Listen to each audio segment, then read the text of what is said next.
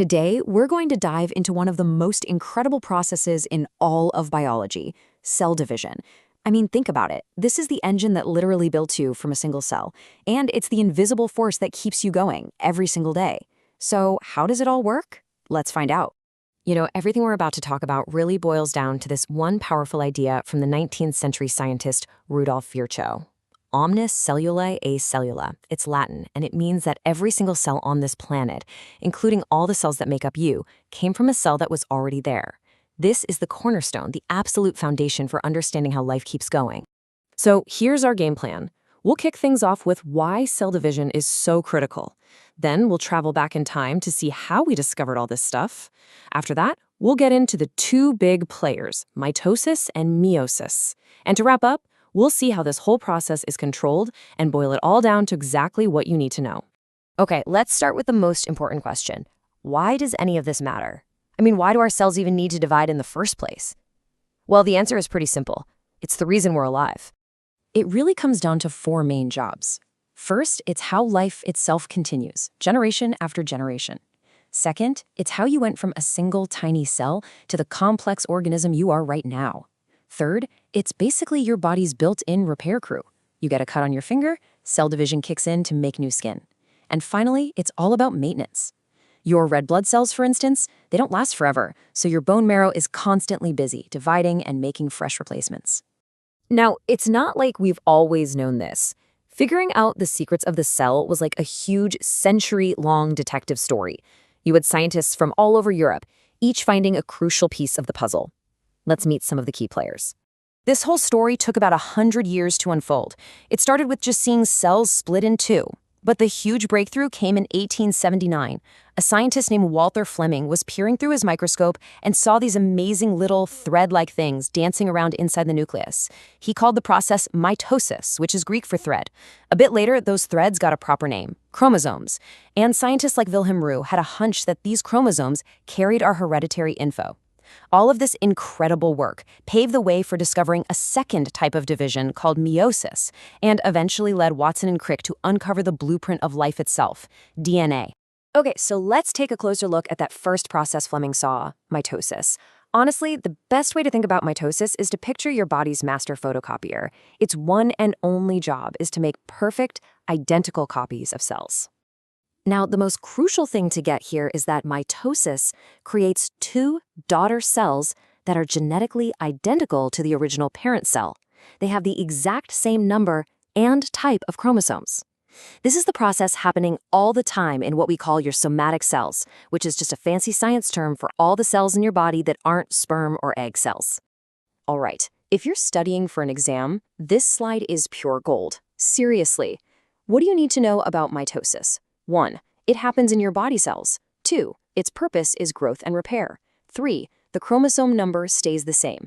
If the parent cell has 46, the two new cells each have 46. And 4. The outcome is two totally identical cells. It's simple, clear, and absolutely essential to know. Okay, but wait. If mitosis just makes perfect copies, that creates a huge problem when it comes to reproduction, right? We can't just use the same copy-paste process for making sex cells. We need a totally different strategy. So let's do a little thought experiment.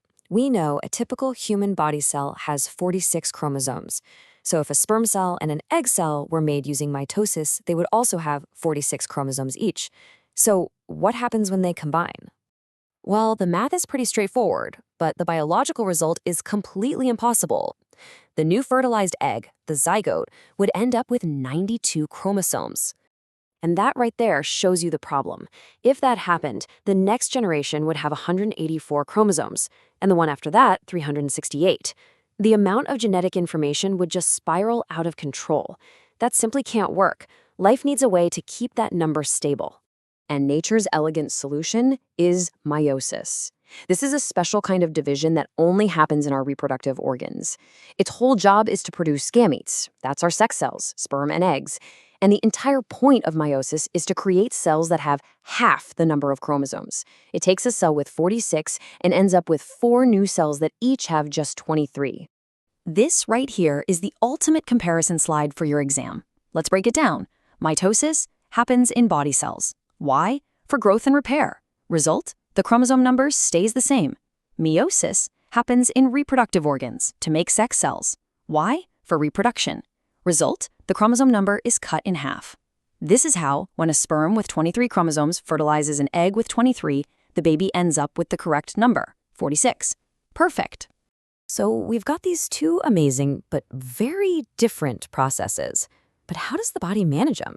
I mean, cell division isn't just a free-for-all. It's a very, very tightly regulated process. And when that regulation breaks down, well, the consequences can be devastating. Let's go back to that cut on your finger. The moment you get hurt, your body sends out chemical signals. These signals basically shout to the nearby skin cells, hey, we need backup, start dividing. So they start doing mitosis, making new cells to patch the hole. And this is the really important part. Once the wound is closed and the cells touch each other again, the process stops. It's an absolutely brilliant, perfectly controlled system. And this control system is super specific. Not all your cells are dividing at the same speed. Your bone marrow cells, they're dividing like crazy, all the time, to make new blood cells. Your skin cells, they pretty much only divide when they're needed for a repair job. And then you have cells in your heart and brain, which, once you're an adult, divide very, very slowly, if at all. Your body knows exactly where to hit the go button and when to hit stop. But what happens when that stop signal gets broken? What happens when the cell just keeps going? The answer is a word we all dread: cancer. At its most fundamental level, cancer is a disease of uncontrolled cell division. It's what happens when cells just ignore the body's rules, dividing over and over, forming tumors that can damage the healthy tissue around them. Okay, let's pull all of this together. If you're getting ready for a biology exam, you need to have these key concepts locked in. Think of this as your last-minute coaching session before the big test.